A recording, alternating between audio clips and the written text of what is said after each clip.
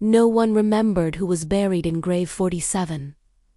The stone was ancient, the name worn away by time until it was nothing but a smooth, blank surface. It was a forgotten plot, a patch of earth no one ever visited. No flowers were ever left there except one. Every single night, at precisely 11:11 p.m., a single, perfect orchid would bloom on the grave, and just as mysteriously, by morning, it would be gone. Iria, the cemetery's night caretaker, was the first to notice this strange, nightly ritual. She was used to the silence and the shadows, but this was something else entirely. The orchid was unlike any flower she had ever seen. Its petals were almost translucent, like spun glass, and veined with a faint silver light that seemed to pulse softly, as if it were breathing in the cool night air.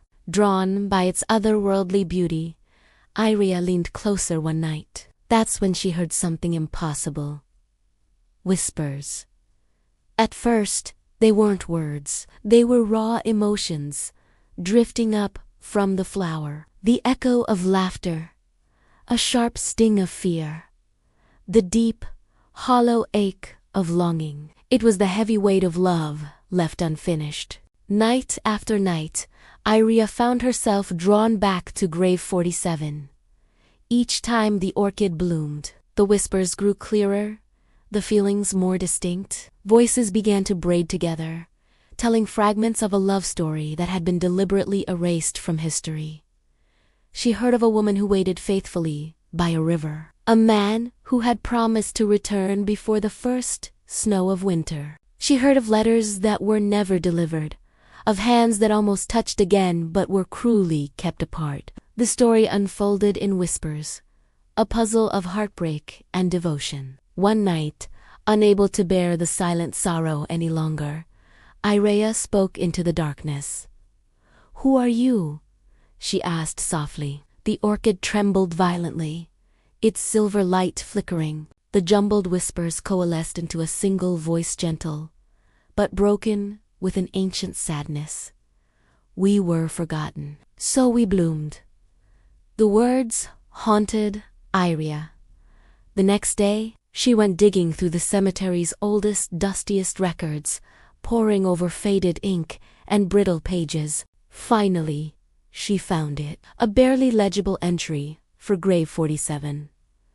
It belonged to Lysa and Corin, two lovers condemned decades ago for defying their powerful, warring families. Their names had been struck from the town's history, their story buried even deeper than their bodies, intended to be forgotten forever. That night, Iria returned to the grave with a heavy heart. The orchid that bloomed at 11:11 was larger than ever before, its roots pushing through the soil like pale, desperate fingers reaching for the living world. The whispers were no longer just telling a story. They were begging, "Remember us, or we fade."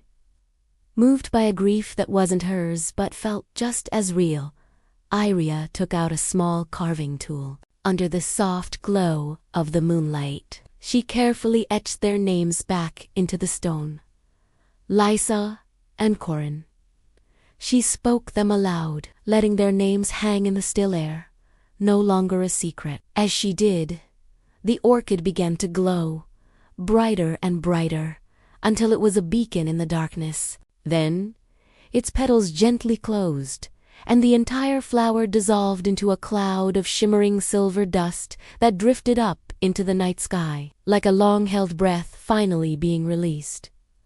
From that night on, the grave stayed quiet. The mysterious orchid never bloomed again. But sometimes, when the cemetery is perfectly still and the moon hangs low and full, Iria swears she can smell the faint, sweet scent of orchids on the wind. And if she listens closely enough, she can almost hear two voices laughing together, finally at peace, finally remembered. Thanks for watching. If you enjoy stories that explore the mysteries between worlds, don't forget to like this video and subscribe for more content just like this. See you next time.